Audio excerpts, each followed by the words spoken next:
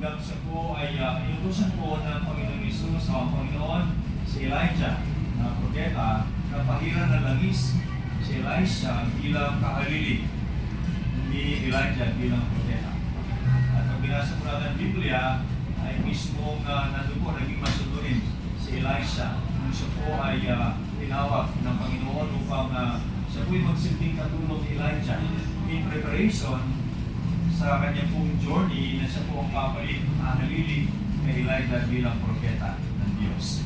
At dahil po naging masunurin si Elisha, nung siya naging katulong din po, nagsilbi bilang katulong. Ibig sabihin, maestro niya si Elijah.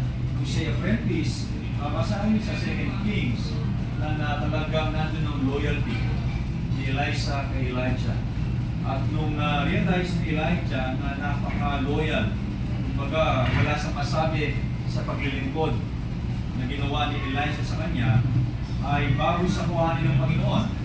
At pag binasa natin ang 2 Kings chapter 2, ay sabi doon na oras na upang kuhanin ni Yahweh si Elijah.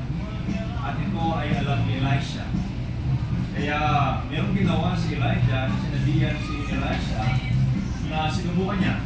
Sabi niya, mayroon ka muna dito sa Gilgal, pupunta ako sa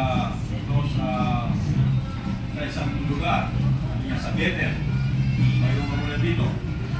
So ang sagot ni Elisha, habang narinig ako ni Yahweh, habang buhay ka, hindi ako hiwalay siya.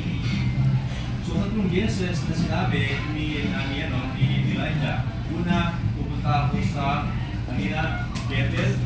Pero sabi ni Elisha, habang narinig ni Yahweh, habang buhay ka, hindi ako hiwalay.